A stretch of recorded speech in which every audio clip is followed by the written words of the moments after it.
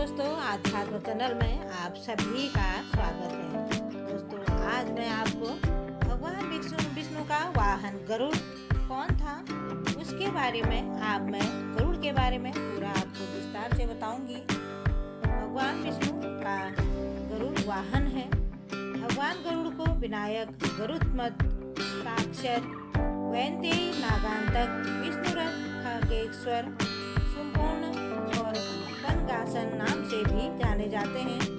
गरुड़ हिंदू धर्म के साथ बौद्ध धर्म में भी महत्वपूर्ण पक्षी माना गया है। बौद्ध ग्रंथों के अनुसार गरुड़ को संपूर्ण अच्छे पंख वाला कहा गया है।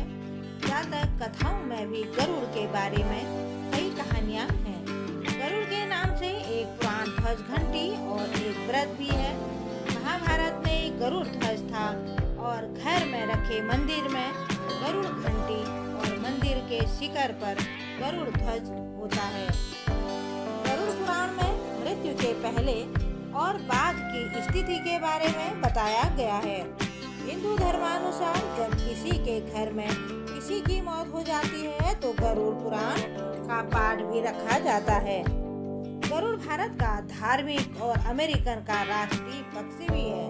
भारत के इतिहास में स्वर्ण युग के रूप में जाने जाने वाला गुप्त शासकों का प्रतीक चिन्ह गरुड़ है। कर्नाटक के होयसल शासकों का भी प्रतीक गरुड़ था। गरुड़ इंडोनेशिया, थाईलैंड और मंगोलिया आदि में भी सांस्कृतिक प्रतीक के रूप में लोकप्रिय माना जाता है। इंडोनेशिया का राष्ट्रीय प्रतीक गरुड़ है। वहाँ के राष्ट्रीय एयरलाइंस का नाम भी गरुड़ है। इंडोनेशिया की सेनाएं संयुक्त राष्ट्र मिशन पर गरुड़ नाम से जानी जाती हैं और इंडोनेशिया में पहले एक हिंदू राष्ट्र ही था। थाईलैंड का शाही परिवार भी प्रतीक के रूप में गरुड़ का प्रयोग करता था। थाईलैंड के कई बौद्ध मंदिर में गरुड़ की मूर्तियां और चित्र बने हैं। मंगोलिया की राजधानी उलानबाटर का प्रतीक गरुड़ है। विशालकाय पक्षी माना जाता है और प्राचीन में गरुड़ की एक ऐसी प्रजाति थी जो बुद्धिमान मानी जाती थी और उसका काम संदेश और व्यक्तियों को इधर से उधर ले जाना होता था। कहते हैं कि यह इतना विशालकाय पक्षी होता था जो कि अपनी चोंच से हाथी को उठाकर उड़ जाता था। गरुड़ जैसे ही दो पक्षी रामायण काल में भी थे जिन्हें जटायु और संपादी कहा जाता था। ये दोनों भी दंडकारण्य क्षेत्र में रहते विचरण करते रहते थे। पक्षियों में गरुड़ को सबसे श्रेष्ठ माना गया है। यह समझदार और बुद्धिमान होने के साथ साथ तेज गति से उड़ने की क्षमता रखता है। गिद्ध और गरुड़ में फर्क होता है। गरुड़ के बारे में पुराणों में अनेक कथाएं मिलती हैं। रामायण में तो गरुड़ का सबसे महत्वपूर्ण पाठ है। प्राचीन वैष्णव मंदिर के द्वार पर एक ओर गरुड़ तो दूसरी ओर हनुमान जी की मूर्ति आविष्टित की जाती है। और गरुड़ का जन्म सतयुग में हुआ था, लेकिन वे त्रेता और द्वापर में भी देखे गए थे। दक्ष प्रजापति की विनीता नामक कन्या का विवाह कश्यप ऋषि के साथ हुआ था। विनीता ने प्रसव के दौरान 2 अंडे दिए। एक से अरुण और दूसरे से गरुड़ का जन्म हुआ था। अरुण तो सूर्य के रथ के सारथी बन गए तो गरुड़ ने भगवान विष्णु का वाहन होना स्वीकार किया। संपादी और जटायु जिन्हें अरुण के पुत्र थे। सतयुग में गरुड़ पुराण कथाओं के अनुसार गरुड़ ने देवताओं से युद्ध करके उनसे अमृत कलश छीन लिया था। दरअसल ऋषि कश्यप की पत्नियां थी जिसमें से 2 विनीता और कुद्रु थी। ये दोनों ही बहनें थी जो एक दूसरे से ईर्ष्या रखती थी। दोनों के पुत्र नहीं थे तो पति कश्यप ने दोनों को पुत्र के लिए एक वरदान दिया। विनीता ने 2 बलशाली पुत्र मांगे जबकि कद्रु ने 1000 सर्प पुत्र रूप में मांगे जो कि अंडे के रूप में जन्म लेने वाले थे।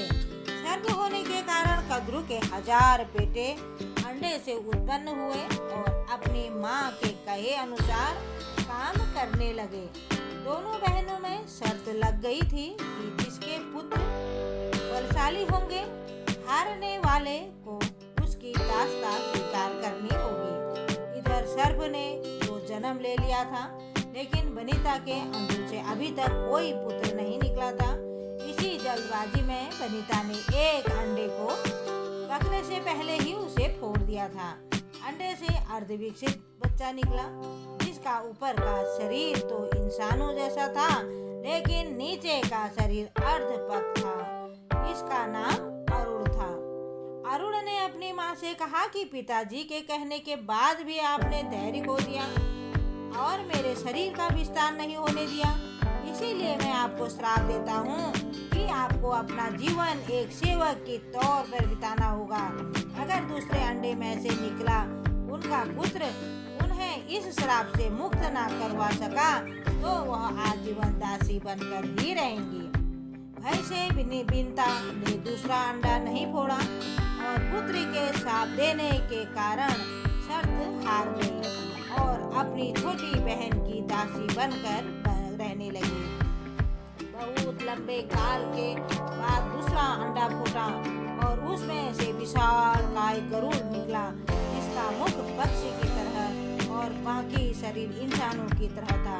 हालांकि उनकी पसलियों से जुड़े उनके विशालकाय पक्षी भी थे। जब गरुड़ को यह पता चला कि उनकी माता तो उनकी ही बहन की दासी है और क्यों है यह भी पता चला, तो उन्होंने अपनी मौत से और सर्पों से इस दासत्व की मुक्ति के लिए उन्होंने शर्त पूछी। तो उन्होंने सर्पों ने विनिता की दास्ता से मुक्ति के लिए अमृत मंथन में निकला अमृत मांगा। अमृत लेने के लिए गरुड़ स्वर्ग लोक के तरफ तुरंत निकल पड़े। देवताओं ने अमृत की सुरक्षा के लिए 3 चरणों की सुरक्षा कर रखी थी। पहले चरण में आग के बड़े पर्दे बिछा रखे थे, दूसरे में घातक हथियारों के आपस में घर्षण करती दीवार थी और अंत में 2 विषैले सर्पों का पहरा हुआ था। वहां तक भी पहुंचाने से पहले देवताओं ने मुकाबला करना था। गरुड़ सबसे भिड़ गए, देवताओं के बिखेर दिया और गरुड़ ने कई नदियों में जल मुख से मैले पहले चरण की आग को बुझा दी और अगले पथ में गरुड़ ने अपना रूप इतना छोटा कर दिया कि कोई भी हथियार उनका कुछ न बिगाड़ सका और सांपों को अपने दोनों पंजों से पकड़कर उन्होंने अपने मुंह से अमृत कलश उठा लिया और धरती की ओर चल पड़े। लेकिन तभी रास्ते में भगवान विष्णु प्रकट हो गए। गरुड़ के मुंह में अमृत कलश होने के बाद भी उनसे उसके प्रति मन में लालच न होने से खुश होकर गरुड़ को वरदान दिया कि वो आजीवन अमर हो जाएंगे। तब गरुड़ ने भी भगवान को एक वरदान मांगने के लिए बोला, तो भगवान ने उन्हें अपनी सवारी बनने का वरदान मांगा। इंद्र ने भी गरुड़ को वरदान दिया कि वो सांपों को भोजन रूप में खा सकेगा। इस पर गरुड़ ने भी अमृत सकुशल वापसी का वादा पूरा कर लिया और अंत में गरुड़ ने सर्पों को अमृत सौंप दिया और भूमि पर रखकर कहा कि यह रहा अमृत कलश, मैंने यहाँ इसे लाने का अपना वादा पूरा किया और अब यह आपके सुपुर्द हुआ। लेकिन इसे पीने के बाद आप सही स्नान करें तो अच्छा होगा। जब वे सभी सर्प स्नान करने गए तभी वहां अचानक से भगवान इंद्र पहुंचे और अमृत कलश को वापस ले गए। लेकिन कुछ बूंदें भूमि पर गिर गई जो घास पर ठहर गई थी। सर्प उन बूंदों पर झपट पड़े, लेकिन उनके हाथ कुछ न लगा। इस तरह गरुड़ की शर्त भी पूरी हो गई और सर्पों को अमृत भी नहीं मिला। त्रेता युग में गरुड़ ने जब रावण के पुत्र मेघनाथ ने श्री राम से युद्ध करते हुए श्री राम को नागपाश से बांध दिया था, तब देव ऋषि नारद के कहने पर गरुड़ ने नागपाश के समस्त नागों को खाकर श्री राम को नागपाश से बंधन से मुक्त कर दिया था। भगवान राम के इस तरह नागपाश से बंधन से जाने से श्री राम के भगवान होने पर गरुड़ को संदेह हो गया था कि गरुड़ का संदेह दूर करने के लिए देव ऋषि नारद उन्हें ब्रह्मा जी के पास भेज देते हैं। ब्रह्मा जी उनको शंकर जी के पास भेज देते हैं। भगवान शंकर ने भी गरुड़ को उनका संदेह मिटाने के लिए काकभूषणी जी नाम के एक कौवे के पास भेज दिया। अंत में काकभूषणी जी ने राम के चरित्र की पवित्र कथा सुनाई, गरुड़ के संदेह को दूर किया। लोमश ऋषि के पास साप के चलते काकभूषणी कौवा बन गए थे। लोमश ऋषि ने साप से मुक्त होने के लिए उन्हें राम मंत्र और इच्छा मृत्यु का वरदान दिया था। कौवे के रूप में ही उन्होंने अपना संपूर्ण जीवन व्यतीत किया। वाल्मीकि से पहले ही काकभूषणी ने रामायण गरुड़ को सुना दी थी। इससे पूर्व हनुमान जी ने संपूर्ण रामायण पाठ लिखकर समुद्र में फेंक दी थी। वाल्मीकि श्री राम ने समकालीन थे और उन्होंने रामायण तब लिखी जब रावण वध के बाद राम का राज्याभिषेक हो चुका था। जब द्वापर युग में गरुड़ भगवान श्री कृष्ण से मिले और विष्णु का उन्हें अवतार माना जाता था। विष्णु ने ही राम के रूप में अवतार लिया था और विष्णु ने ही श्री कृष्ण के रूप में श्री कृष्ण की 8 पत्नियां थी, रुक्मणी, जामवंती, सत्यभामा, कालिंदी, मित्रविंदा, सतिया, भद्रा और लक्ष्मणा। इसमें से सत्यभामा को अपनी सुंदरता और महारानी होने का घमंड तो हो चला था, तो दूसरी ओर सुदर्शन चक्र खुद को सबसे शक्तिशाली समझता था और विष्णु गरुड़ को भी अपने सबसे तेज उड़ान करने का घमंड था। एक दिन श्री कृष्ण अपनी द्वारिका में रानी सत्यभामा के साथ सिंहासन पर विराजमान थे और उनके निकट भी गरुड़ और सुदर्शन चक्र भी उनकी सेवा में विराजमान थे। बातों ही बातों में रानी सत्यभामा ने व्यंग्यपूर्ण लहजे से पूछा, हे प्रभु, आपने त्रेता युग में राम के रूप में अवतार लिया था। सीता आपकी पत्नी थी, क्या वे मुझसे भी ज्यादा सुंदर थी? भगवान सत्यभामा की बातों का जवाब देते उससे पहले ही गरुड़ ने कहा, भगवान, क्या दुनिया में मुझसे भी ज्यादा तेज गति से कोई उड़ सकता है? तभी सुदर्शन से भी रहा नहीं गया और वह भी बोल उठा कि भगवान, मैंने बड़े बड़े युद्धों में आपको विजय श्री दिलवाई है, क्या संसार में मुझसे भी शक्तिशाली कोई है? द्वारकाधीश समझ गए कि तीनों में अभिमान आ गया है।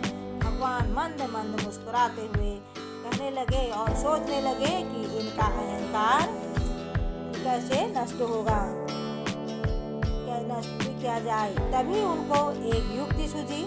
भगवान मंद मंद मुस्कुरा रहे थे। वे जान रहे थे कि उनके इन तीनों भक्तों को अहंकार हो गया है और इनका अहंकार नष्ट होने का समय आ गया है। ऐसा सोचकर उन्होंने गरुड़ से कहा कि हे गरुड़, तुम हनुमान के पास जाओ और कहना कि भगवान राम माता सीता के साथ उनकी प्रतीक्षा कर रहे हैं। गरुड़ भगवान की आज्ञा लेकर हनुमान को लाने चले गए। इधर श्री कृष्ण ने सत्यभामा से कहा कि देवी, आप सीता के रूप में तैयार हो जाएं। स्वयं द्वारकाधीश ने राम का रूप धारण कर लिया है। श्री कृष्ण ने सुदर्शन चक्र को आज्ञा देते हुए कहा कि तुम महल में प्रवेश द्वार पर पहरा दो। ध्यान रहे कि मेरी आज्ञा के बिना महल में कोई भी प्रवेश ना करने पाए।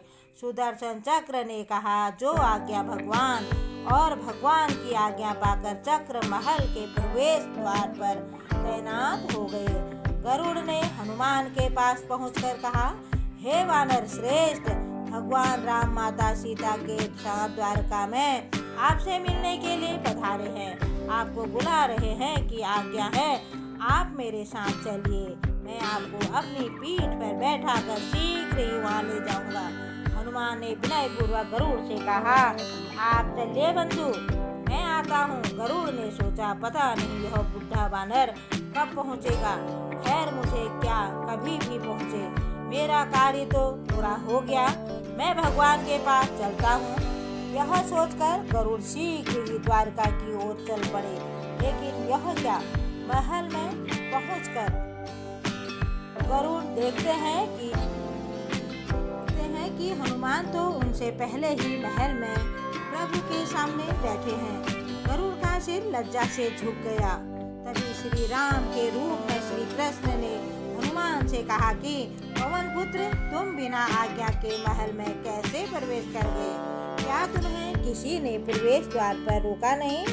हनुमान ने हाथ जोड़ते हुए सिर झुकाकर अपने मुंह से सुदर्शन चक्र को निकालकर प्रभु के सामने रख दिया। हनुमान ने कहा कि प्रभु, आपसे मिलने से मुझे क्या कोई रोक सकता है?